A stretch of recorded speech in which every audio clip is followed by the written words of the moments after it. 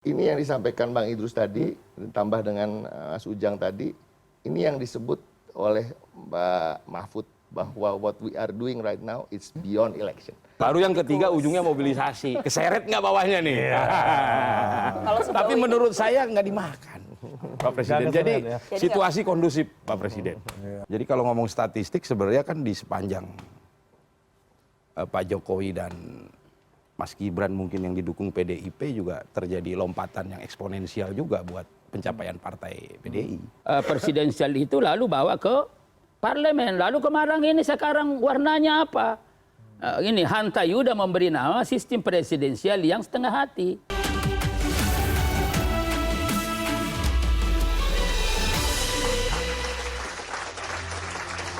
Oke, kembali lagi di Kabinet Bayangan. Kayaknya di rapat kabinet presiden nggak perlu teriak-teriak begitu deh. Orang juga dengerin, bro. Biar paten, bos. Biar agak semangat dikit. Betul. Ini kan baru kita mulai pertandingan lagi nih setelah maaf-maafan ini ya. Selama masa idah kemarin kan. Kita bahas setelah Lebaran ini gimana gimana situasi, termasuk sebentar lagi kita akan menghadapi keputusan Mahkamah Konstitusi. Betul. Nah, ini yang pertama. Narasumber kita Menteri Sekretaris Negara Bayangan. Betul. Ini satu-satunya menteri kita yang pernah ikut rapat kabinet beneran ya, beliau doang. Dan yang lainnya itu partikelir, bos. Dan sangat identik dengan sebuah filosofi politik. Apa tuh? Kuat lawan, lemah adaptasi, Dinda. Siapa lagi kalau bukan? Idrus Marham. Assalamualaikum Bapak Wapres. Waalaikumsalam ya. Tapi beneran, Kita harus cium tangan sama presiden. tapi Pak Mensesnek bener nggak di rapat kabinet beneran tuh harus teriak-teriak, halo selamat pagi gitu.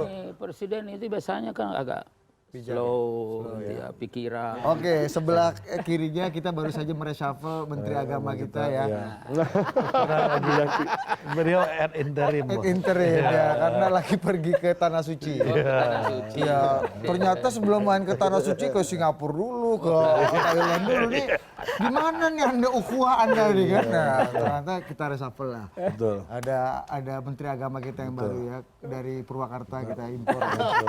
Kang Ujang Komarudin. Ya, siap. Terima kasih Pak Presiden. Ya, Anda lebih cocok sebagai pelukis dibanding Menteri Agama.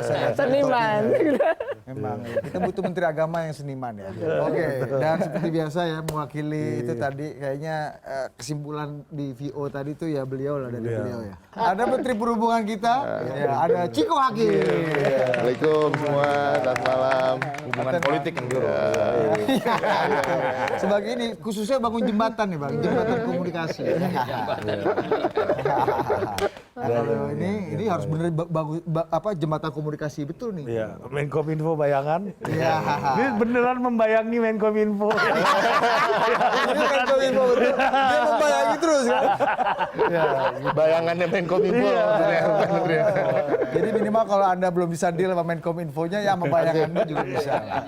Gitu. Ada Menkominfo Bayangan kita panel baru. Maaf lahir batin. Anda boleh berpendapat tapi nggak boleh lebih jago dari Menkominfo. Nggak usah. Kita ke Menteri Perhubungan dulu tadi, pertanyaan prinsip lu tuh. Kalau itu kan tadi statement di situ. Makanya Ya kan kenapa saya bisa bantah muncul langsung. statement itu kan mungkin karena ada statistik. Ya kan. Kita bicara statistik aja. Ada statistik 7 periode ya kan. PDI Perjuangan memberikan dukungan penuh pada Pak Jokowi dan Mas Gibran dan juga Mas Bobi gitu. Kan 7 periode tuh. Ya kan walaupun nggak penuh ya kan. Ada 2 kali wali kota, 2 kali presiden, 1 kali setengah kali gubernur ya kan. 1 lagi wali kota Solo, 1 lagi wali kota Medan. Nah, terus kok tiba-tiba 6,5 dong. ya 6,5 ya. 6,5. Kita mau lebih-lebihin aja, biar dramatis. Jadi ya kira-kira itu aja lah. Itu kan bisa dinilai sendiri. Yang punya Pak Jokowi ini kan. Enggak. Terkejut badan nggak? Ciko ini logikanya logika nasabah bank. Perasa nabung terus mau narik bunga. Enggak dong. Berasa nabung. Kalau ngomong enggak, statistik kan begitu. bukan bunga. Berasa nabung duitnya jangan hilang dong. Minimal kan itu. Nggak usah dapat bunga deh, duitnya jangan hilang. Ya. Berarti hilang nih. Harusnya kan mendorong sesuatu itu yang untuk kepentingan bangsa dan negara lah. Kalau begitu kan jadi kayak logika nasabah bank. Iya. Udah naruh mau narik bunga. Kalau ngomong statistik sepanjang jadi ngomong statistik. Iya, benar. Pak Padahal Menteri mata kuliah MPS ini Pak Menteri Perhubungan ini kan ngomong statistik nih. Kayak data mudik. Jadi kalau ngomong statistik sebenarnya kan di sepanjang Pak Jokowi dan Mas Gibran mungkin yang didukung PDIP juga terjadi lompatan yang eksponensial juga buat pencapaian partai PDI. Gitu loh. Mulai dari Solo, kursi PDI lompat. Di Jakarta, lompat. Gitu. Tapi Di Pileg juga lompat. Persoalannya di ujung mungkin ya beda pandangan kan biasa saja. Yang penting buat kami yang penting tidak ada pengkhianatan buat bangsa, negara, dan rakyat. Oh, iya. Karena yang paling penting tujuan bernegaranya. Oke. Gitu. Oke. Pak Menteri-Menteri ya sabar dulu, kita selesaikan di pengkhianatan di sini aja, kita bikin kentang dulu. Karena Kaset Pres kita mau laporan nih Pak Menteri. Oh, ini yang pokoknya.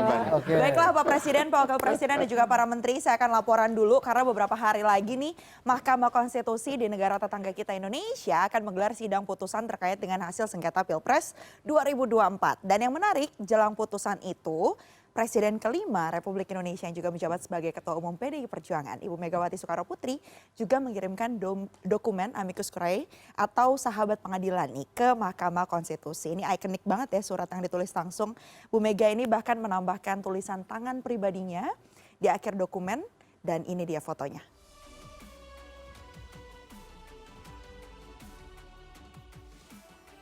Jadi Bu Mega ini memang di dalam dokumen ini berpesan agar Hakim MK ini bisa mengambil keputusan yang dapat menjaga demokrasi di tanah air. Kita lihat bersama, tampilin full. Nih, terkait dokumen ini, Sekjen PDI Perjuangan, Hasto Kristianto juga mengatakan jika Bu Mega bukannya ingin mengintervensi keputusan dari MK, tapi untuk menyamakan pengajuan agar seperti dengan semangatnya dari RA Kartini. Jadi berharap ada harapan terang bagi keadilan konstitusi. Dan kita akan dengarkan bersama pernyataan dari Sekjen PDI Perjuangan. Ungkapan bagaimana perjuangan dari Raden Ajeng Kartini itu juga tidak akan pernah sia-sia.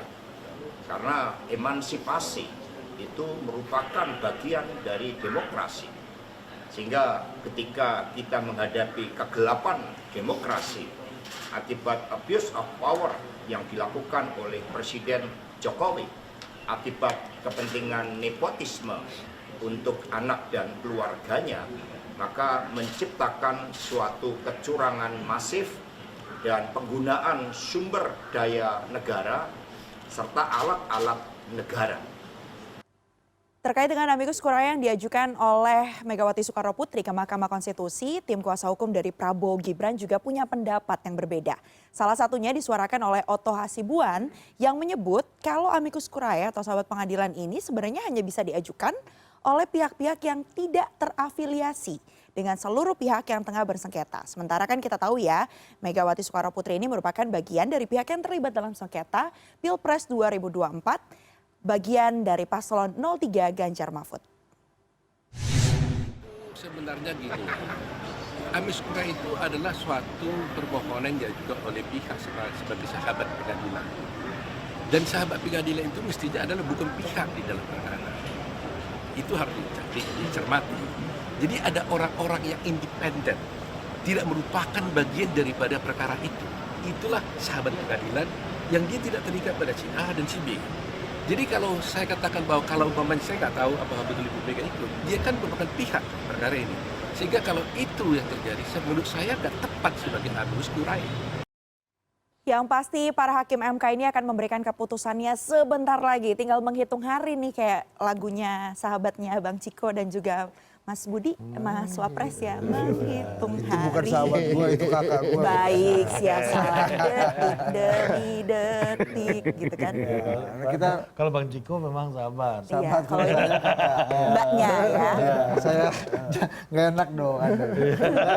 Pak Mensesnek juga nih melihat proses MK ini udah sampai di ujung dan terakhir kita lihat ada Manuver. Manuver, bukan manuver ya, manifesto baru lah dari Ibu Mega menghadapi akhir putusan Mahkamah Konstitusi ini supaya tidak jadi palu godang, tapi palu emas katanya. Gimana? Pak Jadi Ansas? saya kira kita menghargai seluruh proses yang ada. Jadi siapapun di antara kita di dunia demokrasi ini kan bicara. Tetapi di sisi lain juga kita punya keyakinan bahwa Mahkamah Konstitusi juga punya pandangan dan tentu nanti putusannya tetap berdasarkan pada aturan perundang-undangan yang ada. Kita tahu semua bahwa yang namanya Mahkamah Konstitusi itu kalau kita ingin pada satu kata kunci itu adalah menjaga sebenarnya. Menjaga konstitusi, menjaga apa dan lain-lain sebagainya. Sehingga kita proyeksikan bahwa ya keputusan yang akan diambil itu dalam rangka untuk itu. MK bukan alat pemuas salah satu kelompok. Itu yang harus kita lihat. Jadi apapun yang dilakukan oleh teman-teman dari paslon 1, paslon 3 itu adalah menggunakan hak sesuai dengan aturan perundang-undangan yang ada. Ya tentu nanti kita lihat ya bahwa yang perdebatan-perdebatan yang muncul di permukaan ya itu kan ini kan sudah ada pola.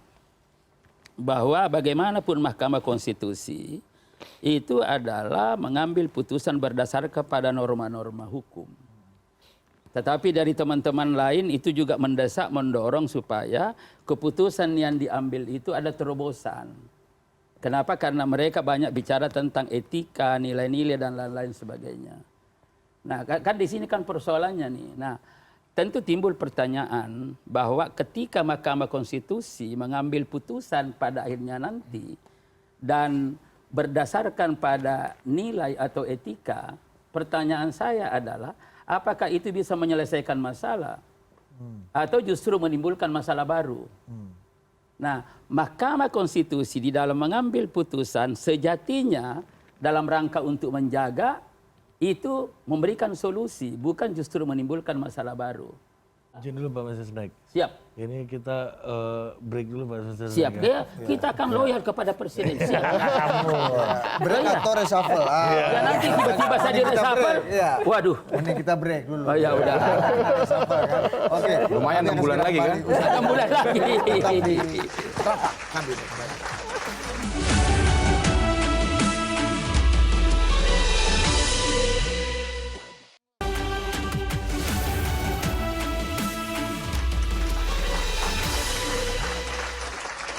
Jadi Pak Presiden, Pak Wapres, yang kedua rekomendasinya setelah ada rekomendasi tentang pembentukan Dewan Etik atau menurut istilah Banjimli itu adalah Majelis Etik Nasional, maka rekomendasi yang kedua adalah bagaimana merekomendasikan kepada ya DPR atau MPR bukan ya kepada MPR untuk segera melakukan evaluasi dan amandemen Undang-Undang Dasar 45.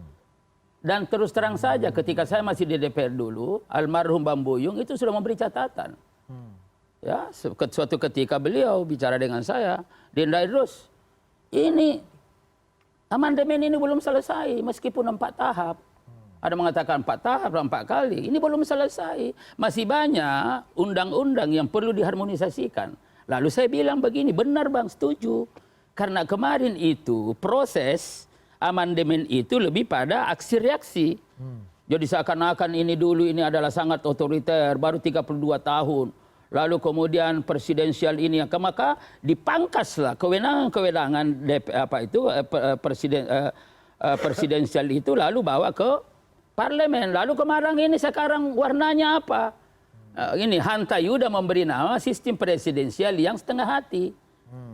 Ya, disertasi saya kemarin waktu saya di UGM itu demokrasi setengah hati. Oke, artinya gini, Pak Mensesnek, keinginan untuk membatalkan pemilu, melakukan pemilu ulang, membatalkan kemenangan Prabowo Gibran, atau paling tidak mendiskualifikasi Gibran saja itu menurut Anda ya, belum terlalu masuk. Pertama itu tidak, itu menyimpang dari yang sejatinya menjadi kewenangan Mahkamah Konstitusi yang dibentuk untuk menegakkan hukum dan keadilan, dan tentu menegakkan hukum keadilan itu adalah berdasarkan pada norma-norma hukum. Karena kalau kita bisa etika secara nasional, Itu sekarang ini masih susah. Dan kemudian misalkan Prof. Puja mendefinisikan apa sih etika itu, ya pastikan definisinya bahwa itu diangkat daripada nilai-nilai agama yang bersifat universal dan budaya. Yang budaya tercermin dalam nilai-nilai Pancasila. Itu kan rumusannya, tetapi seperti apa konkretnya? Nah begitu mau diimplementasikan pasti beda. Nah ketika beda secara sosial di dalam masyarakat majemuk, itu akan memantik terjadinya masalah baru, masalah-masalah sosial baru. Jadi jangan mengira bahwa ada gerakan yang ada selama ini seperti itu, lalu kemudian yang lain diam-diam tidak ada juga. Nah ini kalau sudah bicara kepentingan, itu tadi dikatakan kepentingan nasional, kepentingan bangsa, dibangun daripada nilai-nilai kegotong royongan. Nah ini Mas Ciko lebih paham, lalu kekeluargaan. Apa itu? Di situ ada semangat kekitaan, semangat persaudaraan, semangat bersama, dan musyawarah mufakat dan lain-lain sebagainya. Itu arahnya ke sana. Jadi nah kalau itu arahnya berarti sekali lagi Mahkamah Konstitusi mengambil putusan berdasarkan norma-norma hukum ya dalam rangka untuk menjaga, karena itu memberikan solusi. Ya solusi, jangan pernah mengambil keputusan di luar daripada norma karena tidak menyelesaikan masalah, bahkan menimbulkan masalah baru. Lalu bagaimana pikiran teman-teman yang ada yang sangat cerdas, akomodasi dalam rekomendasi yang segera ditindaklanjuti oleh lembaga-lembaga yang terkait. Saya kira seperti itu yang cerdas gitu loh. Baik Pak Mensesnek, cocok juga Pak Mensesnek kita reshuffle jadi ketua MK ini kayaknya. Bijak dan sangat konstitusional ya. Bijak dan bajik juga. Kali pertimbangan untuk menjadi wakil hakim konstitusi mewakili berarti staf saya diangkat jadi Mensesnek loh. Dia belum berani, makomnya belum beda. Ya Menhub mungkin mau lah. Menhub atau Mas Ciko sekalian. Gimana Pak Menhub? Kalau melihat bahwa sebenarnya ini kan udah di ujung nih MK nih. Kemudian Bu Mega memberikan bom terakhir lah. Enggak lah, kalau gini, apa yang disampaikan Bang Idrus tentu kan itu suatu opini yang sebenarnya nggak ada yang salah juga. Tapi juga saya rasa nggak ada yang salah juga kalau hakim konstitusi atau hakim di pengadilan manapun ya, kecuali Ciko Hakim maksudnya. Bertindak bukan hanya terkait dengan norma hukum. Kenapa sih hakim itu dipilih? Karena kan dia just, dia adil, ya kan. Keadilan itu muncul karena ada punya nilai-nilai moral, ya kan, punya nilai-nilai etika yang saya rasa sesungguhnya di walaupun semajemuk apapun suatu negara bahkan dunia ada nilai-nilai yang benar-benar universal ya, yang seperti kita hormat pada orang tua, itu saya rasa sangat universal. Ya nggak ada satu kultur pun di seluruh dunia, mungkin prakteknya berbeda, ada yang cium tangan, hanya ada yang mengangguk, tapi terkait itu kan semuanya universal. Jadi banyak sekali yang universal yang sebenarnya tidak harus selalu termaktub dalam tulisan. Nah, that is why sampai hari ini pengadilan kita walaupun sudah begitu canggih AI, tetap menggunakan manusia, dan harapan kita tentunya sampai akhir zaman secanggih-canggihnya artificial intelligence ya kan, yang bisa merangkum semua norma hukum, semua konstitusi, semua pasal-pasal di bab-bab manapun, itu tetap menggunakan manusia sebagai pemutus perkara. Iya dong. Ya, artinya apa? Karena manusia punya empati, dia punya simpati, dia punya nilai-nilai moral, dia punya nilai-nilai etika yang menurut saya itu juga harus diterjemahkan dalam putusan. Nah, itu satu. Yang kedua, kita ini kan sedang berjuang.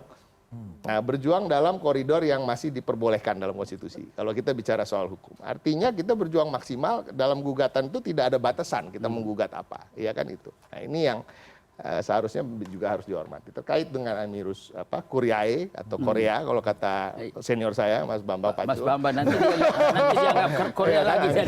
Amikus Korea.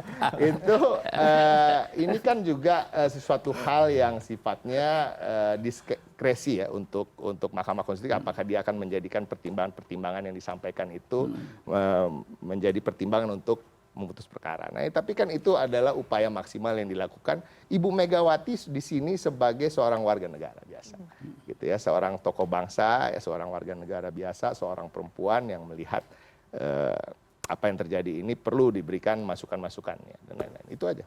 Masukannya tadi ini membawa semangat-semangat dari RA Kartini katanya, habis gelap terbitlah terang. Mau seterang apa sih, Pak Menteri? Saya meyakini begini ya. Ada catatan kita dalam berdemokrasi, terutama dalam persoalan MK. Saya mungkin yang paling keras mengkritisi itu. Kalau kembali kan saya Menteri Agama nih, dikit-dikit lah pakai inilah ya. Banyak Ayat dong, Ayat, ayat dong, ayat, ayat dong, ayat. ayat dong. Iya. Biar terbukti Saya beneran nggak? ya, enggak juga. Nah kalau kita bicara perspektif hakim itu kan kalau kata sabda Nabi ada dua. Ada dia kakinya satu di surga, satu di neraka. Jadi kalau dia memutuskan dengan putusan yang adil, maka dia akan mendapatkan surga. Nah tapi kalau sebaliknya itu neraka, itu pasti. Nah dalam konteks ini apakah yang lalu-lalu gitu ada persoalan misalkan etik lain sebagainya itu seperti apa? Tentu ya kalau kembali kepada nilai agama gitu ya, maka ya ukurannya ukuran dalam konteks adalah ketuhanan gitu ya. Tapi dalam konteks kehidupan kita ada soal moralitas. Jadi moralitas yang tadi Bang Idrus katakan mengatakan bahwa kalau kita bicara soal hukum itu ada nilai moral juga. Tetapi di saat yang sama kita harus melihat pembuktian. Hukum itu soal pembuktian. Seberapa besar, seberapa banyak, seberapa kuat, seberapa valid, seberapa objektif pembuktian itu. Kalau nanti pembuktiannya lemah, walaupun misalkan mohon maaf ada tadi ya dukungan dari Ibu Megawati gitu sebagai tokoh bangsa yang peduli terhadap proses di MK ini gitu masuk gitu. Nah kalau pembuktiannya lemah ya agak sulit juga. Saya meyakini hakim-hakim ini adalah negarawan-negarawan yang akan memutuskan dengan adil. Saya percaya itu. Karena begini, begitu luar biasa ya, yang lalu gitu persoalan MK ini, maka hakim akan berpikir yang menurut saya lebih berjiwa negarawan itu. Kenapa? Konteksnya adalah ketika saya membaca begini, MK ini apa ya istilahnya ya? Kalau saya katakan MA ini dan MK ini selalu bersaing dalam konteks untuk mendapatkan simpati publik lah, kalau saya katakan. Jadi Kepercayaan publik. Dalam sejarah Republik ini, Mahkamah Konstitusi belum pernah dikalahkan oleh Mahkamah Agung. Bayangkan Mahkamah Agung itu mohon maaf, sekretaris MA-nya 2 kali masuk penjara, mohon maaf ya. Tetapi MA ini lagi hancur. Harusnya dia yang minta maaf ke kita itu. Tetapi MK-nya itu lebih buruk. Kepercayaan publiknya dibandingkan Mahkamah Agung. Bayangkan MA saja yang buruk, ini lebih buruk lagi. Nah, dalam konteks hari ini saya meyakini dalam Pilpres ini, maka keputusannya itu akan diambil dengan menurut saya akan seadil-adilnya. Saya percaya itu. Ini soal seadil-adilnya dalam perspektif Menteri Agama ini gimana Menteri Agama? Ya tadi kembali kepada moralitas, kembali kepada keilmuan yang ada, kembali kepada bukti yang ada. Saya meyakini itu. Karena kalau kita misalkan ini yang pokok, yang substansi adalah pembuktian. Tetapi kalau yang diambil ada yang lain, progresivitas misalkan ya, putusan hukum gitu ya, itu agak sulit. Jadi saya akan melihat bahwa pembuktian itu yang utama, yang harus menjadi pertimbangan hakim. Tetapi yang lain, mohon maaf, yang pinggir-pinggiran ini, ya akan diterima, tapi saya meyakini tidak akan menjadi pertimbangan yang spesial. Yang pertimbangan spesial adalah bukti hukum yang sudah dibahas di Mahkamah Konstitusi. Saya meyakini itu. Oke. Gitu. Sebenarnya ini kalau boleh aku tambahin. Ya, boleh. Ini yang disampaikan Bang Idrus tadi, ditambah dengan Mas Ujang tadi, ini yang disebut oleh Mbak Mahfud bahwa what we are doing right now it's beyond election. Artinya within the election yang berada dalam konteks election, tentunya kita ingin gugatan kita diterima. Tetapi yang beyond, yang berbicara tentang masa depan Indonesia ke depan, nah itu tadi yang disampaikan. Bahwa harus diakui bahwa ada etika-etika yang dilanggar. Bahwa ada politisasi bansos yang memang terjadi, walaupun itu mungkin tidak secara hukum bisa dibuktikan mengubah hasil suara pemilu, ya kan? Dan ini sebenarnya udah berjalan sebelum putusan MK ini ada, ketika KPK mengeluarkan imbauan bahwa jangan ada lagi bansos di bulan-bulan yang mendekati pilkada. Artinya kan ada semacam pengakuan, ada yang salah kemarin. Nah harapan kita di harapan minimal kita. Harapan maksimalnya tentu gugatan kita diterima, ya kan? Kita dimenangkan dengan gugatan. Tapi harapan minimal yang sesungguhnya juga tidak kalah penting, yang beyond election itu, bahwa untuk ke depan kita harus mengakui ada yang salah dalam penyelenggaraan pemilu kemarin. Ya. Itu ya. Oke, Bang Panel, Menkominfo ini Presiden Jokowi jadi objek yang selalu variabel yang dibicarakan dan menjadi pertimbangan penting nih dalam persidangan MK kemarin, bantuan sosial, etika, tadi Pak Hasto bilang nepotisme, dan objeknya bukan Pak Prabowo, Presiden Jokowi justru malah. Mohon izin Pak Presiden, Pak Wapres. Jadi yang mana presiden? Ini Bu presiden Kaset Bos. Pres. Iya. Tapi kita rapat kabinet nggak ada konsumsinya ini, bingung juga. nih. Semangat puasa ini Pak. Masih bulan Ramadan nih, Puasa Syawal belum ya. Syawal ini. Emang di sana ada konsumsinya, Bang? Ada. Ada. Sebelum rapat itu makan dulu, di dalam ada Makannya biar lagi. minggu depan saya siapin. Oh tadi Sister Rina Utajulu udah menyediakan Oh, konsumsi sebelum ini kan. Jadi Salah Anda berarti. Pak Presiden dan Pak Wapres mohon izin. Ini menurut saya sih biasa-biasa saja semua. Kondusif-kondusif saja. Ini kan kehidupan politik. Jadi normal-normal saja. Dalam kehidupan politik saya pikir ada 3 kerja politik. Yang pertama, kerja politik itu produksi isu. Ya. Saya pikir tahap-tahap produksi isu lagi dibikin. Ya. Dan Apa itu misalnya? biasa aja. Misalnya Gitu gimana? Coba ceritain dulu dong. Ya banyak ini yang lagi nyembur-nyembur isu lah. Pengkhianat lah, bansos lah, inilah. Itu kan produksi isu, itu kerja politik itu, Pak Presiden. Oh, itu bentuk kerja politik. Itu kerja politik itu. Salah satu kerja politik, produksi isu. Dalam kerangka cipta opini. Nah, mempengaruhi. Termasuk amigos Kurai. Itu masuk kerja kedua. Manuver politik, membuat peristiwa politik. Nah, itu amicus curiae itu. Ya, yang ketiga mobilisasi politik nanti. Keseret nggak bawahnya? Nah, tapi saya pikir ini Pak Presiden ujungnya nanti kan di putusan MK. Kita yakinlah dengan kapasitas MK akan memutus seadil-adilnya tadi. Kita tunggu saja, gitu loh. Jadi bagi teman-teman yang lagi melakukan kerja-kerja politik, ya kita juga kasih sajalah, ya kan? Itu juga penting buat teman-teman yang sedang melakukan itu, produksi isu, manuver, ya. Saya pikir tuh nggak ada masalah, gitu loh. Tapi nanti ujungnya tetap putusannya di MK. Habis putusan MK, Pak Presiden mohon izin. Habis itu ada pilkada serentak nanti. Udah geser lagi juga isunya nanti, gitu. Jadi saya pikir sejauh ini kondusif-kondusif aja Pak Presiden. Tapi Apa tadi 3 cara kerja politik apa tadi ulang? Pertama produksi isu, isu bansos, isu pengkhianat, iya kan? Isu apa lagi itu? Nepotisme. Terus struktur masif apalah gitu kan? Terus nepotisme, itu bagian dari produksi isu. Yang kedua, Kereta cepat diomongin lagi. Iya kan? Utang pemerintah. Kita dulu. Iya. Dia ngasih materi. Isu. Padahal tadi sudah bisa diproduksi bahannya, Bos. Kereta cepat Kalau diomongin bisa lagi. diproduksi berarti ada bahannya. Terus utang pemerintah diomongin juga. Itu namanya produksi isu. PCR. termasuk yang Persoalannya isu ini dimakan nggak sama publik. Iya kan? Oke, yang kedua Gitu. tadi apa? Yang kedua manuver, tindakan, membuat peristiwa politik. Oh, itu Baru yang ketiga ujungnya mobilisasi. Keseret nggak bawahnya nih? Tapi menurut saya nggak dimakan, Pak Presiden. Nggak Jadi keseret ya? situasi kondusif, Pak Presiden. Ya, Oke. apalagi nanti setelah putusan MK, kita yakin kapasitas MK akan memutus tadi kata Prof Ujang dengan seadil-adilnya, lihat ada buktinya atau tidak. Ini kan semua ceramah-ceramah doang kalau kata Hotman. Buktinya susah, gitu loh. Jadi kita tunggu aja. Oke. Jadi kita memaklumi juga kawan-kawan yang lagi melakukan kerja politik, nggak apa-apa Oke. juga. Kita maklumi juga yang durasi sudah mulai menipis, kita break dulu kalau Gitu ya. Biar Pak Oke. Mensesnek ini bisa ke toilet. Udah nggak tahan kuliah kakaknya gini-gini. Kita akan break dulu, kami akan segera kembali.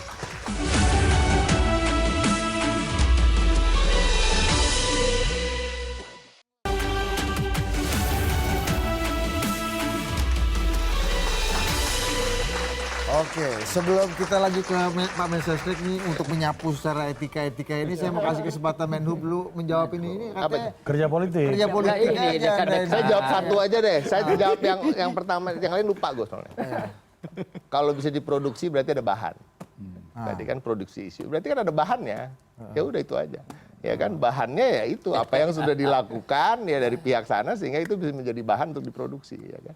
Tadi sebenarnya nggak ngomongin kereta cepat bos, tapi diomongin ya kan. Karena bocor, emang bocor. Itu Utangnya emang menciptakan 70 bahan. tahun terus bocor. Artinya kan ya itu itu bahannya, nggak apa-apa dong diproduksi, ya kan? Yang produksi sebenarnya bukan kita, kan media dulu yang produksi, kita ngolah, ya kan biasa lah itu, ya kan? Tapi kan ada bahannya. Jadi tadi itu makanya memberi jangan contoh malah produksi. dikasih bahan kita. Jadi itulah intinya itu aja.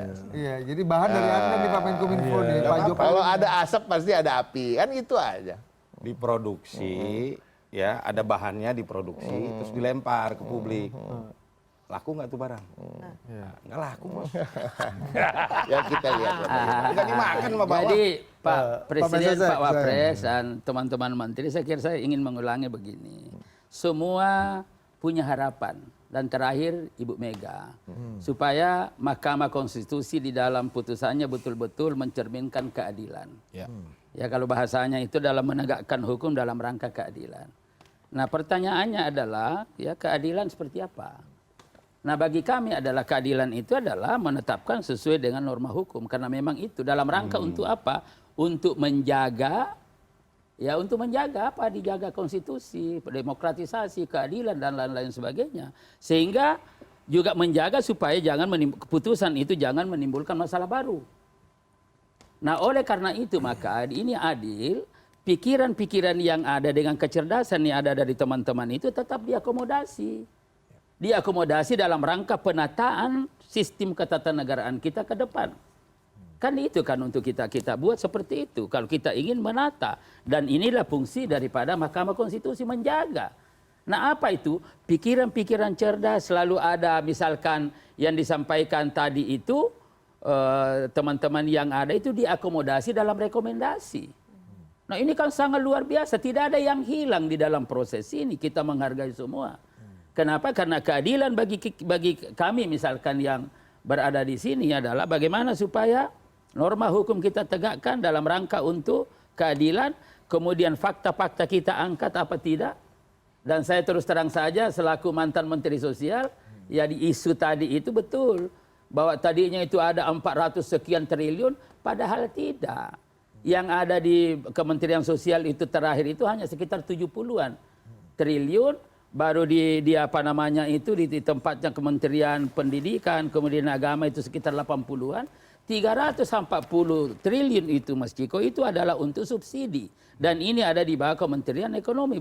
Ini aja sudah salah, tidak sesuai dengan fakta. Tetapi bukan itu persoalannya. Tetapi meskipun demikian, sebagai sebuah ide harus kita akomodasi. Kenapa? Karena bangsa ini majemuk, apabila ada di antara kita merasa tidak terakomodasi, ini juga timbul masalah baru. Tetapi kita berikan koridor, Prof. Pujan.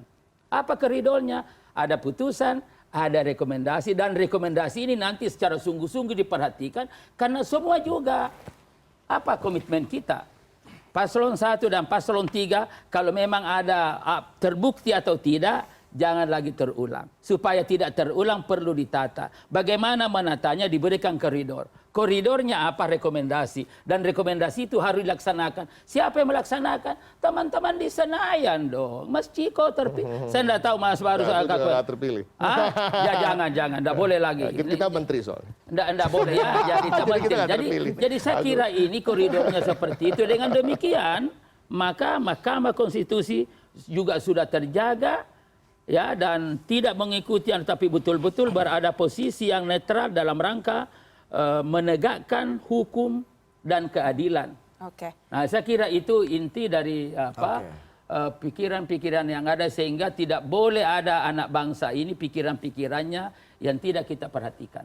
Jadi keputusannya nanti diharapkan bisa tetap menjaga marwah dari Mahkamah Konstitusi. Tapi kalau soal jaga-menjaga nih Pak Presiden, Pak Wapres, dan para menteri, ada juga yang katanya mau menjaga hubungan baik. Tapi beneran apa enggak nih ya? Coba nih ya.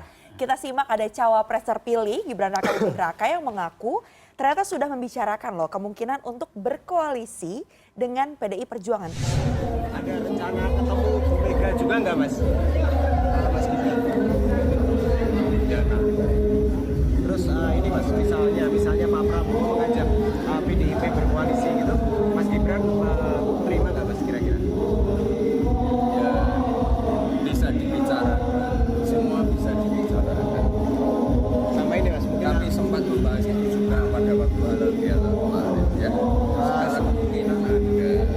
Nah itu tadi pernyataan yang terbaru ya. Tapi yang jelas silaturahmi Hari Raya Idul Fitri ini bisa dikatakan apa ya, memiliki bau-bau adanya manuver-manuver.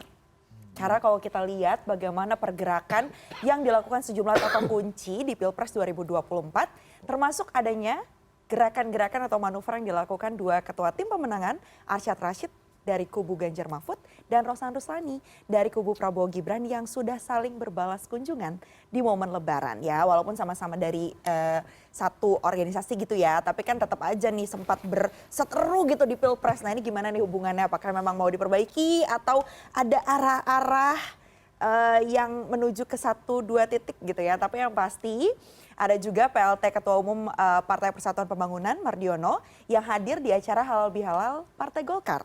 Kira-kira apakah P3 ini nantinya akan mengalihkan untuk mendukung pemerintahan Prabowo Gibran atau gimana? Ya sekarang kan saya belum bisa menjawab karena kan P3 masih menjadi koalisi Indonesia Bersatu, yaitu koalisi pemerintahan Pak Jokowi Dodo ya. Dan nanti untuk pemerintahan yang baru itu kan belum dilantik gitu kan. Jadi kalau koalisi ya tentu nanti untuk langkah yang ke depan ya kita nanti dengan pemerintahan yang baru ya tentu kita akan membicarakan itu. Tapi internal P3 udah diskusi belum sih Bang kalau misalnya lebih banyak yang mau bergabung sama pemerintahan Prabowo Gibran atau justru kontra Bang? Ya kita belum membicarakan itu kok, ya, karena kita sekali lagi kami masih koalisi dengan Indonesia ya bersatu di bawah pimpinan Pak Presiden Jokowi. Diskusi informal belum ada gitu Bang soal kepentingannya lebih banyak mau jadi oposisi atau enggak? Karena kemarin Bang Romi sempat bilang nggak mau jadi oposisi yang cuma aksesoris Bang. Ini kayak sinyal bahwa P3 mau merapat gitu ke pemerintahan Prabowo Gibran. Sampai sekarang belum dibahas. Belum dibahas. Sebelum tanya soal apa yang terjadi di Halal Bihalal Partai Golkar kepada Pak Mensesnek, saya ke Pak Menteri Perhubungan dulu. Jadi gimana nih Pak Menhub soal tadi balas berbalas, kan kalau Pak Ganjar bilang ya terbuka gitu kan. Iya benar-benar. Kalau saling berkunjung di bulan Syawal ini kan udah menjadi adat dan budaya kita. Nah, ini kalau dinilai tadi soal etika dan moral, etika di bulan Syawal ini saling tegur sapa, saling maaf-maafkan. Apalagi kalau kita bicara Rosan sama Arsyad gitu ya. Itu kan teman lama, bukan hanya soal Kadin. Bahkan ketika mereka belum jadi pengusaha, masih usia-usia kuliah juga udah berkawan. Gitu. Saya sendiri mengenal Rosan udah 30 tahun gitu. Gitu juga Arsyad. Nah Mbak Puan bahkan bulan puasa buka puasa di rumahnya Rosan gitu. Ini hal yang biasa karena memang ada hubungan pribadi yang memang sudah lama saling mengenal, satu. Yang kedua, tapi apakah itu menjadi sifatnya selalu membicarakan soal politik atau memang menjadi sikap politik gitu ya. Berarti kalau ketemu berarti apapun yang si A pikirkan soal politik dia setuju kan enggak itu. Ya, ini biasa aja seperti di DPR semua orang berjumpa ya kan. Di pimpinan DPR ada beberapa partai yang berbeda di situ yang bertemu setiap seminggu bisa 2 sampai 3 kali. Tidak, artinya bukan berarti sepakat-sepakat aja. Bahkan ketidaksepakatan itu kan memang harus dibicarakan juga dalam pertemuan, ya kan? Yang ketika bertemu membicarakan soal ketidaksepakatan, ya kan gitu. Oh ya, gue nggak sepakat ya, udah ya kalau gitu, oke gitu. Nah ini hal-hal yang biasa aja menurut saya. Tapi apa yang disampaikan Gibran itu saya kurang mendengar ya. Tapi apa kira-kira tadi apa sih? Saya bilang iya nanti diatur waktunya, nanti dijadwalkan. Oh gitu. Untuk termasuk diantaranya ketemu Bu Mega. Ya sampai hari ini soalnya kita belum ada jalur komunikasi yang dibuka dari pihak yang katanya ingin bertemu ya. Kita belum ada itu, belum ada jalur komunikasi yang mengarah untuk minta bertemu dengan Bu Mega. Yang saya tahu ya itu aja. Tapi kalaupun iya, apapun menurut saya nggak ada yang nggak mungkin. Ya kan, kalau kita percaya politik itu sebagai the art of possible, ya kan, seni dari segala kemungkinan. Apalagi kalau kita percaya Tuhan, apalagi ya kan, bahwa tidak ada yang tidak mungkin di dunia ini, ya kan. Jadi intinya kita lihat aja. Tapi kan proses-proses itu tentunya kembali lagi kalau kita dari PDI Perjuangan sebagai bagian dari TPN Ganjar Mahfud, ya nomor satu memang kita menunggu putusan MK. Ini kan bagian dari proses, bagian dari menghormati proses nomor satu, menghormati pemilih-pemilih kami juga pastinya. Gitu. Oke, tuh tadi kalau dari hasil statement dari Gibran Rakabuming Raka, nah ini yang perlu diperjelas juga nih soal gimana posisinya kemarin waktu di silaturahmi halal bihalalnya Partai Golkar. Ya memang Golkar kemarin itu melakukan halal bihalal dan beberapa partai yang datang. Salah satu diantaranya memang P3, ya Pak Mardiono datang, di situ juga dari PAN, kemudian dari PBB, kemudian ada banyak memang yang hadir ya pada waktu itu. Ya memang yang menarik itu adalah masalah P3 ini, dan saya kira jawabannya kan jelas tadi sudah disampaikan bahwa ini semua proses, dan saya kira sama dengan Menteri Perhubungan tadi, karena ada juga yang sebenarnya bahwa proses-proses yang terjadi, proses politik yang terjadi setelah ada ketetapan KPU tentang pemenang paslon 2, lalu kemudian ada permohonan keberatan dari teman-teman, kan ini menunggu 22. Sehingga semua nanti kepastian posisi-posisi politik itu akan terjadi di situ. Tetapi proses-prosesnya ada tetap jalan. Apalagi misalkan, nah ini mestinya Menteri Agama lah yang sejatinya. Tetapi saya ingin mengatakan begini, sejatinya ya proses komunikasi politik secara sungguh-sungguh memanfaatkan momentum Idul Fitri. Kalau ini berjalan secara normal, sejatinya ini momentum untuk mencairkan komunikasi politik. Karena biasanya itu untuk melakukan komunikasi itu kan agak susah ini.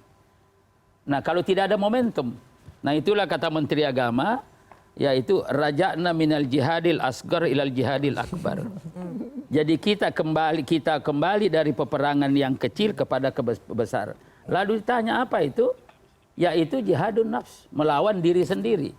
Nah, ada momentum Idul Fitri ya yang dalam perspektif agama disiapkan, maka ini mestinya tadi Mas Ciko sudah ini dimanfaati. Bang, izin. Jadi gitu. Tapi kalau Abang kan di Golkar pengalaman kan semuanya bisa berdiskusi. Iya betul. Nah, gimana perasaan Abang melihat misalnya Pak SBY sama Bu Mega lama nggak bersama gitu misalnya. Nah, ini kan kasus yang berbeda dengan nature dan kultur yang ada di Golkar gitu loh. Nah, karena itu yang saya katakan tadi adalah memang tantangan. Tantangannya apa? Karena kita lihat dalam dua perspektif. Perspektif kehidupan kebangsaan, hari ini yang diperlukan bangsa ini adalah keteladanan daripada tokoh. Nah, ketika kita minta bagaimana supaya ini bersatu, tetapi tidak dicontohkan di atas, ini kan jadi persoalan. Ini kan jadi persoalan. Jadi ada keteladanan, ada perspektif kehidupan kebangsaan. Tapi ada pelajaran juga itu. Ya. Tidak bersatunya konsisten juga. Iya. Pelajaran konsistensi juga itu. Tetapi bukan. Tetapi kan ini adalah keteladanan seperti apa yang diperlukan kaitannya dengan etika tadi, Mas Ciko kan. Kan kita kan konsepnya ada etika, ada moralitas oleh Menteri Agama. Nah ini kan tuntutan. Belum lagi misalkan kita lihat dalam perspektif agama. Ini kewenangan Menteri Agama tetapi tidak apa-apa. Ya saya katakan begini. Anda cocok jadi Menteri Agama. Di dalam agama itu diinspirasikan atau diatur sedemikian rupa, siapa yang memulai itu mendapat pahala lebih besar. Oke. Supaya kita bisa lebih mulai lebih dapat lagi pahala diskusinya, pahalanya lebih besar, kita break dulu. Ada Menteri Agama pengen cuci muka dulu. Cuci muka dulu ya. Mau wudhu. Ya mau wudhu belum waktunya sholat, tapi ya cuci muka dulu. Kami akan segera kembali. Bisa juga.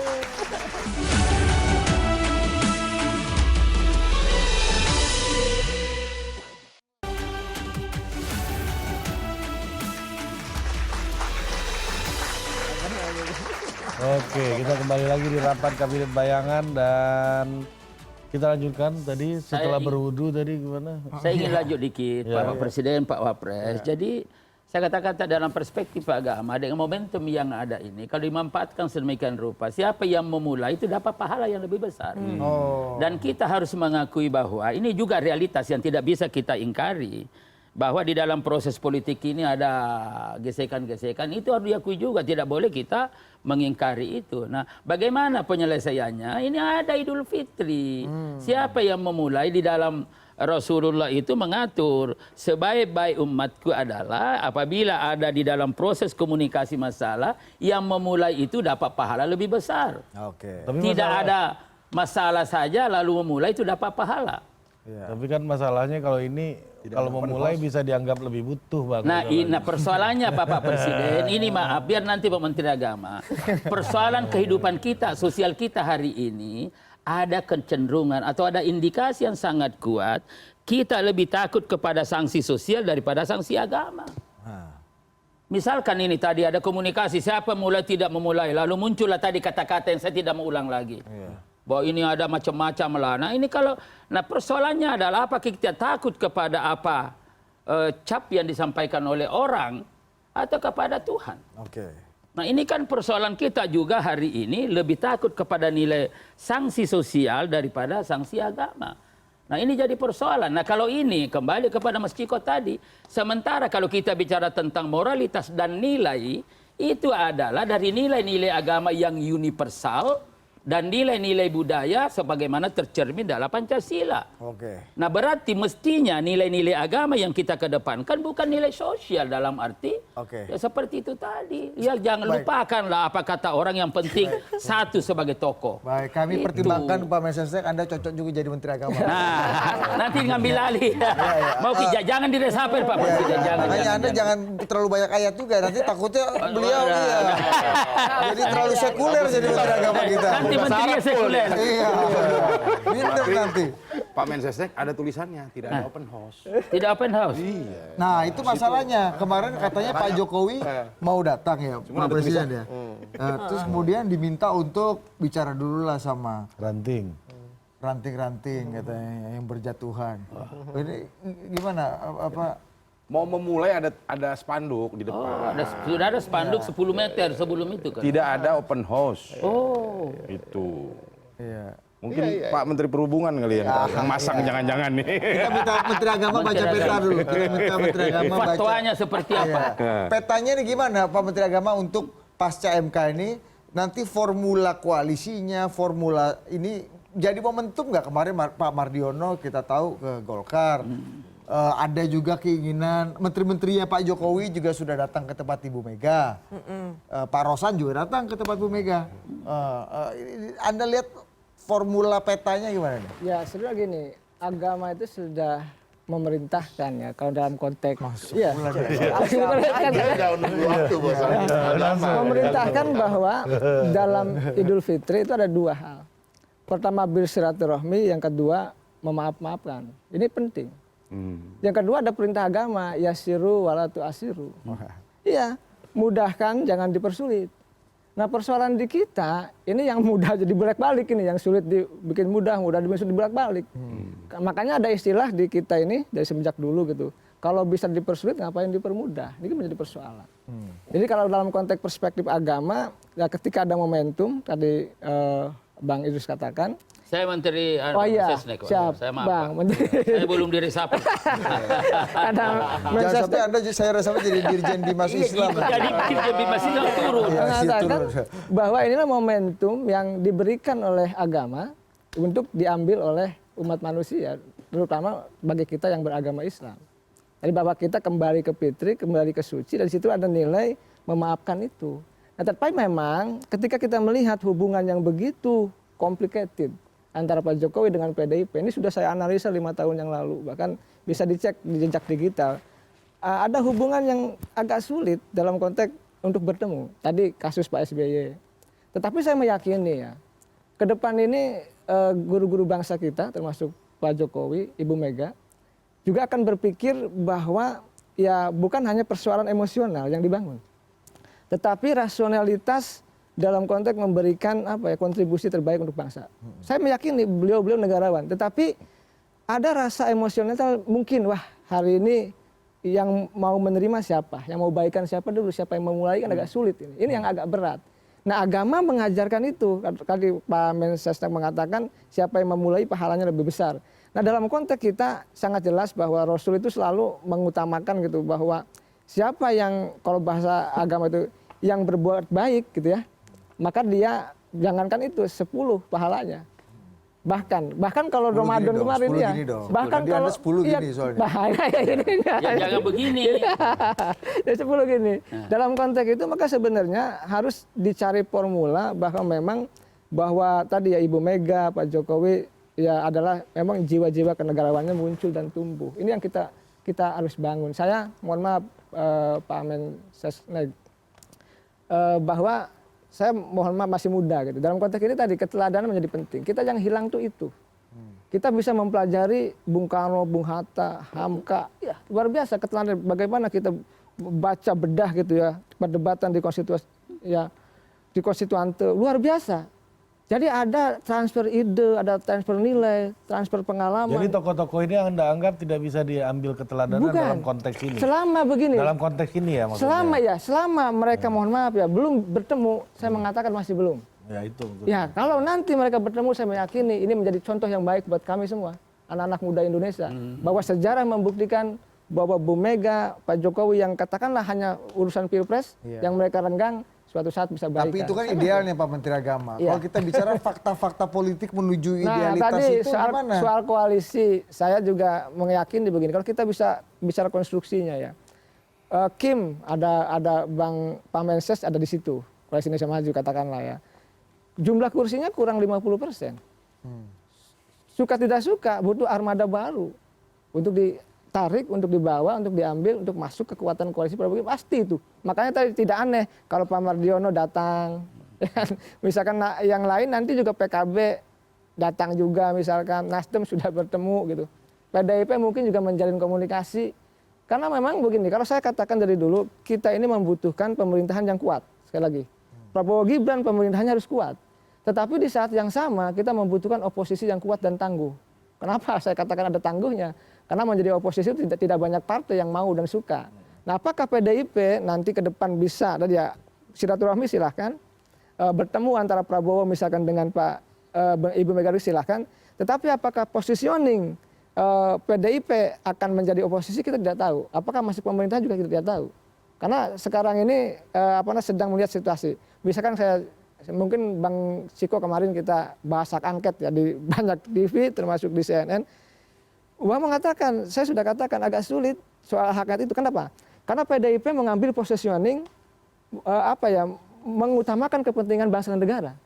Dibandingkan harus mendorong hak angket yang saya melihat ya, saya membacanya akan terjadi kegaduhan-kegaduhan ke depan. Hiruk pikuk politik itu. Maka positioning PDIP mengambil tidak mengajukan langkah hak angket, maka masuknya ke Mahkamah Konstitusi, jalan yang terbaik sesuai dengan Undang-Undang Nomor 7 2017. Dan saya meyakini ya apapun itu nanti formula koalisinya tetap Prabowo Gibran harus kuat silahkan, tetapi harus juga dibangun sebuah kekuatan oposisi yang kuat. Oke lah katakanlah kita negara yang sistemnya presidensial. Katakanlah tidak mengenal oposisi, tapi Amerika presidensial. Tapi kalau Demokrat berkuasa, Republiknya selalu oposisi. Kalau jadi dalam konteks itu kalau memang nanti ada yang berkuasa di pemerintahan silakan, tapi dibangun juga sebuah check and balances yang kuat. Karena begini, mohon maaf, kekuasaan itu kalau tidak diingatkan itu akan banyak kelirunya. Akan banyak rusaknya. Oleh karena itu diingatkan dengan tadi kekuatan oposisi yang kuat. Nah, celakanya kalau oposisinya lemah, mohon maaf, ya kami akademisi yang mengkritisi kan nggak sehat. Civil society yang turun. Katakanlah misalkan ya sedikit ormas yang juga mengkritisi. Oleh karena itu ya kalau kita ingin membangun menata demokrasi yang kalau bahasa saya kuat, sehat, bermartabat, maka ada kombinasi kekuatan tadi oposisi yang tangguh dan kuat, tapi di saat yang sama pemerintahan yang juga mayoritas yang kuat. Baik, supaya lebih sehat nih Bu Kaset Pres, saya yang ke toilet ini dulu. Oke, kita jeda dulu kalau gitu ya. Rapat Kabinet Bayangan akan kembali usai jeda.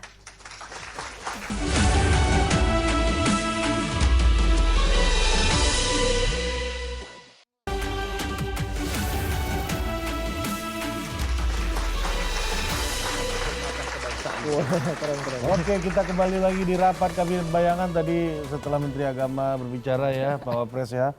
Kita serahkan lagi ke Menkominfo untuk menanggapi gimana. Jadi mohon izin soal Pak Presiden, ini loh. Saya nyambung dulu. Projo ini kan nggak pernah oposisi Anda, jadi oposisi ini loh. Saya nyambung dulu yang disampaikan Pak Menteri Agama. Setahu saya silaturahmi itu kan menambah rezeki. Betul Pak? Betul ya. Silaturahmi itu juga bikin panjang umur. Iya betul. Betul Pak Menteri? Betul dong. Kalau salah tolong dikoreksi Pak Menteri Agama. Ini kok jadi acara lenong beneran. Jadi silaturahmi yang baik di suasana yang fitri ini kan harusnya nggak perlu pakai syarat-syarat. Oh. Gitu. Ini kebanyakan syarat. Suruh beginilah, suruh begitulah. Iya kan? Udah kayak ngelamar kasir swalayan ini ya. Ini jadi kayak faktor penghalang orang mau bersilaturahim. Gitu. Ini yang kita sayangkan Pak Presiden. Gitu. Mau silaturahmi, saya pikir Pak Jokowi enjoy ketemu siapapun, nggak ada masalah beliau.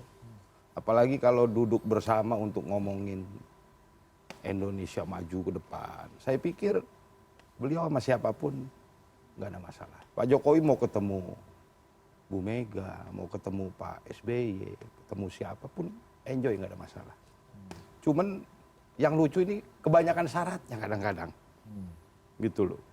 Itu yang menurut saya jadi ada faktor penghalang. Nah, mungkin nanti urusan itu bisa diselesaikan oleh Menteri Perhubungan gelap ini.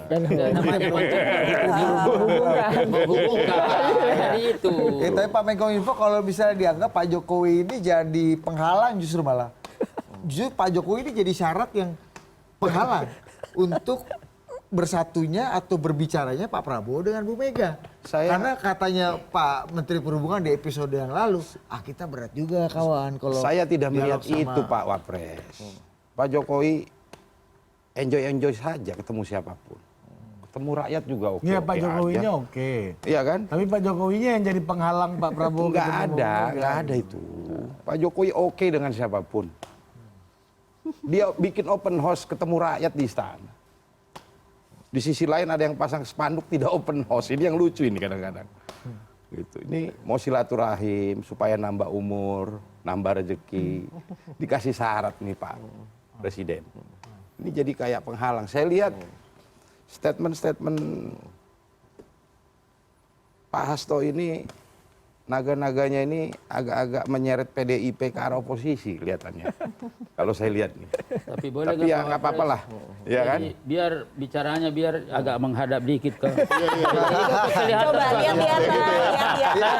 Betul. Ini masalah etika dan moral juga. Betul. Lama satu perahu. Tapi begini Pak Mensesnek. Gimana? Kalau kita kesini kita belakangin presiden. Padahal udah sengaja gitu di sitting arrangement. Sengaja didekatkan begini gitu. mau PSSX sesuai arahan Bapak kan. Iya. Sebelah-sebelahan, chemistry-nya dibangun lagi. Jadi kalau Pak Menak tadi ngomong kontrol sistem dalam demokrasi ya, saya lihat statement-statement Pak Hasto memang agak menyeret PDIP ke arah sana. Oh jadi bukan Gitu loh. bukan pikirannya Bu Mega atau bukan sikapnya PDI yang memang jadi oposisi menurut Anda, tapi Pak Hasto lah yang menyeret PDI ke oposisi gitu. Iya, kalau ditanya Pak Jokowi mau bersilaturahim dengan Bu Mega, dengan Pak SBY, saya tahu persis beliau enjoy ketemu siapapun. Ya, Pak ya. Pak Menteri Perhubungan. Waktunya jawab belum nih? Kebanyakan syarat tadi. Belum. Kebanyakan syarat. Ulang-ulang. Biasanya kalau kebanyakan syarat, soalnya kebanyakan salah. Itu satu. Ya. Ini produksi isu. Karena ada bahan. Karena dikasih bahan, Bos. Ya kan isu itu diproduksi karena ada bahan. Betul. Kita dibombardir bahan nih lucu kalau nggak diproduksi nih. Ya kan? Ini bagus sudah jadi thumbnail nanti. Itu satu. Ya, biasanya kalau kebanyakan syarat karena kebanyakan salah. Banyak salah. Yang kedua soal suasana kebatinan. Kita harus gini loh. Kita nggak bisa menaruh diri kita di posisi orang lain karena kita tidak merasakan hal yang sama, ya kan? PDI Perjuangan, kader-kader PDI Perjuangan mulai dari akar rumput sampai ke Ibu Megawati Soekarno Putri ada perasaan yang kita rasakan akibat dengan perlakuan Pak Jokowi dan anak-anaknya kepada kita. Nah ini nggak bisa, nggak bisa, kan lu nggak ngerasain, yang ngerasain kita, ya kan itu satu. Nah ini suasana kebatinan ini, nah kalau kita bicara soal Pak Sekjen, apa yang menjadi statement-statement beliau terakhir ini ya, Pak Sekjen memang punya gaya komunikasi tersendiri, seperti setiap orang punya gaya komunikasinya masing-masing. Tetapi saya meyakini apa yang disampaikan adalah bagian dari merepresentasikan apa yang menjadi suasana kebatinan dari kader PDI Perjuangan, dari mulai akar rumput sampai Ibu Megawati Soekarno Putri. Bahkan sebagai Sekretaris Jenderal PDI Perjuangan, Mas Hasto ini orang yang paling sering berkomunikasi dengan akar rumput sampai ke Ibu Megawati. Saya rasa nggak ada yang lebih sering lagi berkomunikasi dengan akar rumput dan Bu Mega selain Mas Hasto dan mungkin Mbak Puan. Ya kan? Nah, tetapi bicara soal suasana kebatinan, tidak ansih PDI Perjuangan ini bicara soal emosional, suasana kebatinan aja. Tapi kita juga sebagai partai tetap profesional. Artinya apa? kita sudah mewakafkan kader-kader terbaik kita menjadi menteri di kabinet Presiden Jokowi dan sampai hari ini bekerja maksimal untuk membangun bangsa ini bersama Presiden Jokowi. Dan Ibu Megawati sudah menitipkan pesan bahwa harus menyelesaikan periode ini, kecuali memang Presiden berkehendak lain, karena ini kan sistem presidensial, ya kan? Artinya kalau memang Presiden nggak suka atau menteri ini tidak bekerja dengan baik, tentunya bisa terserah Presiden. Nah ini yang kita harus juga lihat. Jadi nggak semua soal emosional yang ditampilkan oleh PDI Perjuangan, profesionalisme juga, ya kan?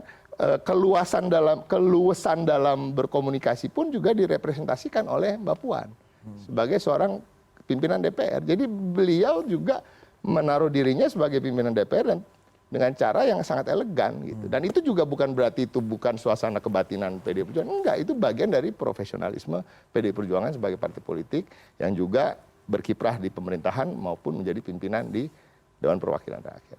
Itu yang terakhir, tentu kalau kita bicara soal politik ya, kita nggak usah bicara soal hari raya dan lain-lain. Itu yang saya sudah disampaikan ya. Kalau banyak syarat biasanya karena banyak salah, ya kan gitu. Nah, kalau kita bicara soal politik, memang PDI Perjuangan ini, kalau kita mau melampaui putusan MK misalnya kalau pihak dari paslon 2 yang dimenangkan lah, kita berandai-andai. Gitu, tetapi kan kembali lagi artinya PDI Perjuangan tetap memenangi pileg, ya kan, dalam posisi yang tetap seksi, tetap wanted. Jadi sebenarnya di dalam hal ini, dalam hari-hari ini tadi sama Mas Ujang bicara tadi sebelum kita masuk ke sini, sebenarnya paling santai itu kita. Kalau PDI Perjuangan, kenapa? Kalaupun ya kita melampaui putusan MK, walaupun kita inginnya gugatan kita yang diterima, kalaupun kita kalah sebenarnya tetap kok kita diinginkan. Tetap it's our choice whether we want to be in the coalition or not, ya kan? Tetapi untuk hari-hari ini memang suasana batin dan juga suara-suara dari akar rumput dan juga elit di PDI Perjuangan memang kalau bukan Pak Ganjar dan Pak Mahfud yang terpilih sebagai presiden dan wakil presiden, hari-hari ini hawanya adalah hawa kita berada di luar pemerintahan. Gitu. Tapi kembali lagi, politics is the art of possible. Ya kan, gitu. Omongannya Menteri Agama tadi gimana menurut Anda? Yang mana? Udah PDI dengan gagah dan apa tadi? Kokoh dan apa? Tangguh. Iya, itu makanya. Tangguh di luar ini loh. Iya, itu yang tadi saya sampaikan. Makanya memang. Ini nggak tangguh nih omongan Anda barusan nih. Yang gimana? Kan tangguh kita politik pasti di luar. cair. Ya. Apa? Politik cair itu kan nggak tangguh tuh. Bukan cair, bahwa di art of possible itu kita nggak bisa menafikan itu. Nggak bisa menafikan. Saya tidak bela, tapi kan Bela juga nggak apa-apa. tadi kan ada pikirannya bahwa ini kan semua masih berproses dan sudah tadi ada tanggal 22 menentukan sehingga nanti tentang posisi politik tentu akan dibedakan dan tadi juga ada beberapa hal. Pertama adalah ya menjaga suasana kebatinan juga para pendukungnya. Kemudian yang kedua yaitu proses hukum masih jalan. Yang ketiga tentu ada beberapa partai yang sesama koalisi kemarin itu kan juga perlu komunikasi. Itu dan lain-lain tentang pasti juga bicara tentang bagaimana peran-peran politik ke depan akan dilakukan. Jadi ini saya kira dengan alasan-alasan seperti itu kita bisa memahami. Dan di sisi lain ada perasaan yang disampaikan yang namanya suasana kebatinan ini itu perlu proses. Dan oleh karena itu di dalam perspektif teori ada psikososial politik, ada rasionalitas politik. Nah ini kelihatannya pengungkapan ini ya saudara Ciko ini ada pada psikososial politik, ini lebih menjadi suatu pertimbangan daripada rasionalitas politik. Tetapi saya ingin mengunci tadi Pak Menteri Agama bahwa sejauh-jauh pertikaian itu tidak lebih jauh apabila silaturahmi tidak jalan. Sedekat-dekat kita, ya tidak sedekat apabila silaturahmi jalan. Dan oleh karena itu ada adagium yang ada bahwa ketika silaturahmi jalan, ya dijamin 70% masalah sudah selesai, apalagi kalau sudah jalan. Betul Bang. Nah ini. Biar silaturahmi tidak terputus, pinjam dulu 100. 100-nya dari iklan. Kita break Dinda. Kalau ada iklan nggak ada 100. Break dulu Dinda. Break dulu. Break. Dinda.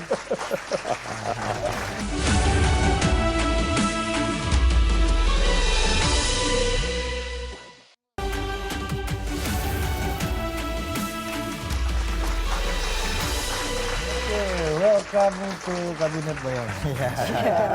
Tapi kita mau kembali ke Pak Menteri Agama. Ini bicara cuacanya nih, dalam cuaca ini salah satu awan besarnya cumulus nimbusnya itu namanya Jokowi kan. Ini nih sosok Pak Jokowi dalam proses negosiasi politik ini itu lebih banyak jadi daya tarik atau daya tolak? Karena kalau sebelum pemilu orang pengen semua dekat dengan Pak Jokowi.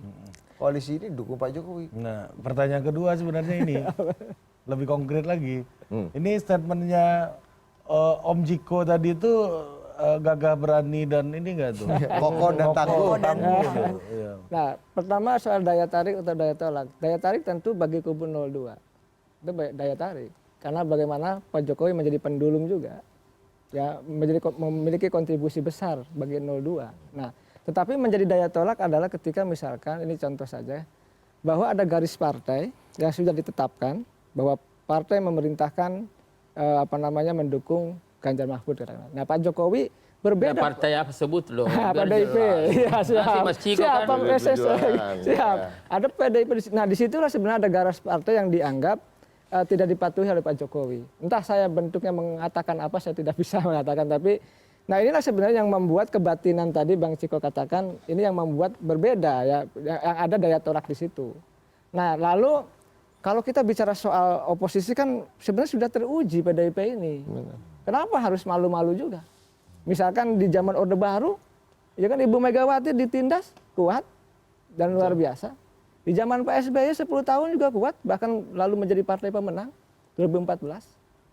Artinya sudah teruji baik di pemerintahan maupun di oposisi, tetapi memang saya punya catatan PDIP ini lebih lincah, tanda petik, lebih galak kalau ada di luar pemerintahan.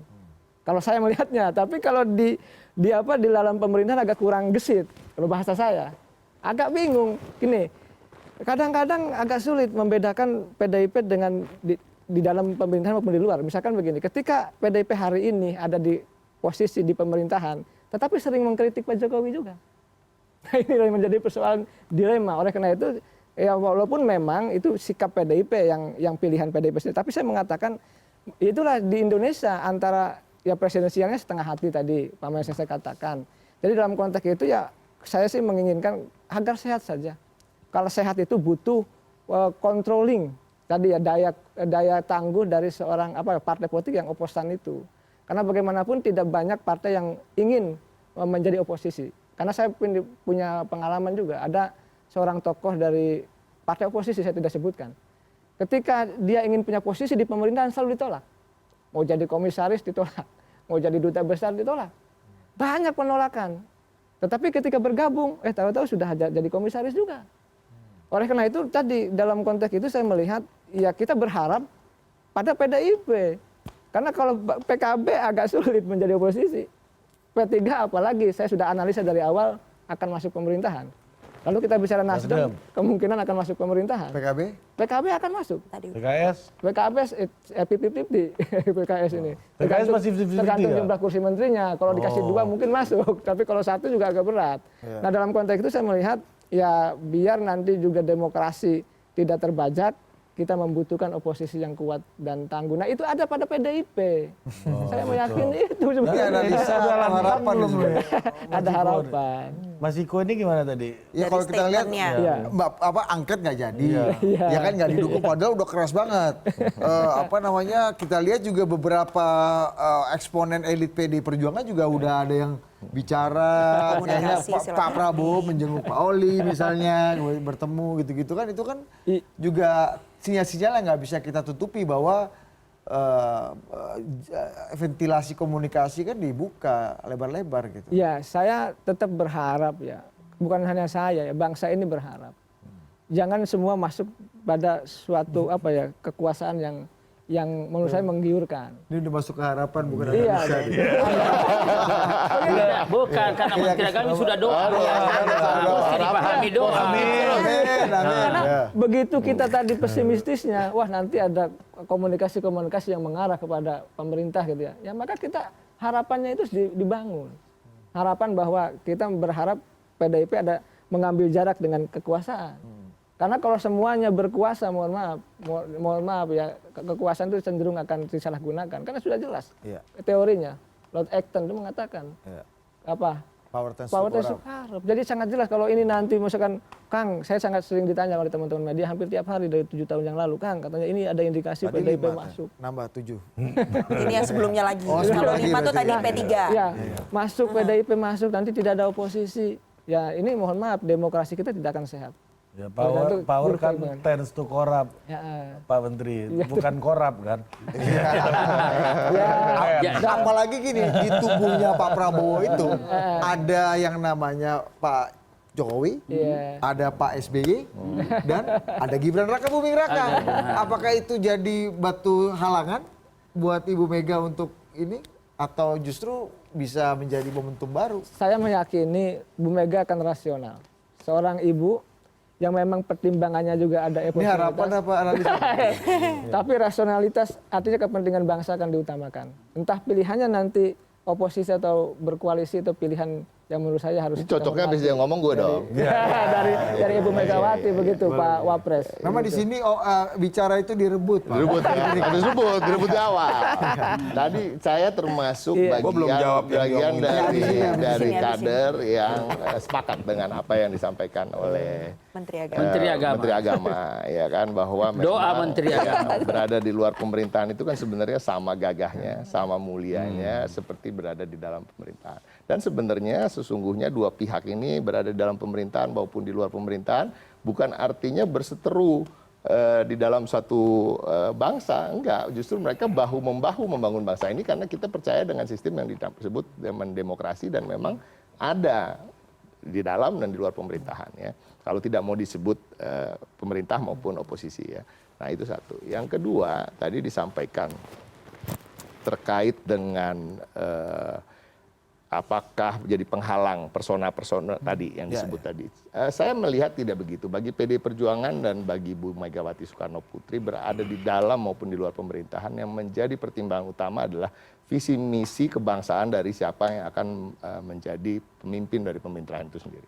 Itu nomor satu. Ya kan, hubungan-hubungan pribadi itu bisa dikesampingkan karena toh bisa aja berada dalam pemerintahan tetap nggak tegur-teguran juga boleh aja. Canda. Baru lagi teori. Tapi kembali lagi. Ada. Ini juga artinya gini.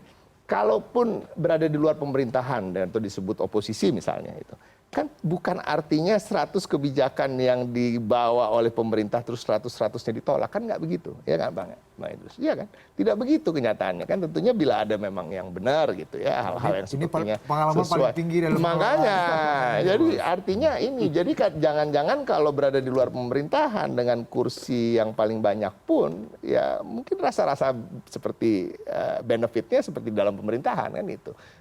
Jadi politik itu kan dinamis dan tidak 1+1=2 dan lain-lain. Nah ini tapi kembali lagi memang suasana batin maupun keinginan terkait dengan apa yang telah terjadi selama penyelenggaraan pemilu ini bagi PDI Perjuangan sampai hari ini 99,9% memang berada di luar pemerintahan apabila memang bukan Pak Ganjar dan Pak Mahfud yang menjadi presiden dan wakil presiden.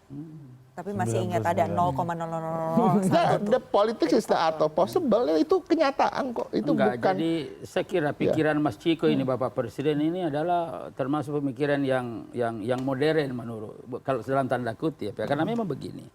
Pemikiran modern itu keragaman harus dilihat dalam perspektif visi, bukan fisik. Kalau keragaman kita lihat dalam perspektif fisik, satu institusi tetapi beda visi berantem. Meskipun berbeda institusi tapi visinya sama, bisa satu. Ya kayak misalkan ini kan sudah masih tahap kelihatan satu karena visi sama gitu loh. Sama-sama terlalu lama sama-sama soalnya. Iya sama. Lama gitu. Jadi dan saya kira ini yang akan Singkat kita saja Pak Mansur. Singkat. Oke. Tambah dikit. Nah, yang saya ingin kita kembangkan adalah bagaimana visi ini ke depan. Oke. Kalau ini satu pasti bersama. Iya. Ya meskipun dalam satu lembaga, satu partai tapi visi sama, pasti dalam tanda kutip berantem. Yang penting Pak Mensesnek golnya kan, Indonesia maju. Indonesia maju ini juga kan butuh kontrol sistem. Saya sebagai Menkominfo ngomongnya software aja nih. Memang Mas Ciko ini software oposisi. Itu dibutuhkan juga, gitu loh. Jadi ini Udah sama Anda menjawab doa Menteri Agama tadi. Mungkin untuk menutupnya boleh pandang-pandangan, salam-salam dulu. Banyak saran, banyak salah. Apa? Banyak syarat, banyak salah. Banyak salah. Biasanya begitu. Suruh biasa aja salahnya apa. Ntar juga bingung sendiri. Biasanya kan begitu. Gitu. Pak Menteri Perhubungan tadi bilang perlakuan Pak Jokowi dan anak-anaknya ke Bu Mega atau ke PDIP. Pertanyaan sebaliknya juga. Bagaimana perlakuan Bu Mega PDIP terhadap Pak Jokowi? Nah itu kita jawab di rapat kabinet berikutnya. Tapi saya tetap ingin Presiden, Pak Presiden. karena itu bagian dari produksi isu. Pak Presiden. Ujung-ujungnya narasinya pengkhianatan. Oke, kita Tapi akan satu Tuh, lagi VO lo tuh. Pak Wakil, singkat saja karena ini masih suasana Idul Fitri Syawal. Mari kita manfaatkan ini dalam rangka silaturahmi. Sejatinya komunikasi politik yang tadi diungkap ada gesekan-gesekan, kita lupakan semua, kita saling memaafkan untuk kepentingan bangsa ke depan. Biar mestinya komunikasi politik lebih cair, siapa yang memulai dapat pahala yang lebih besar dan menjadi contoh teladan bagi rakyat. Uswatun hasanah. Ngomong-ngomong Golkar munasnya sebelum Oktober apa udah Oktober, kita jawabnya nanti di rapat kabinet berikutnya. Saya mau catat-catat dulu jadwal kita langsung mau silaturahmi ya. Nanti saya data dulu kita mau kemana di sini. Kita tutup dulu rapat kabinet bayangannya sampai ketemu minggu depan. Waktu dulu.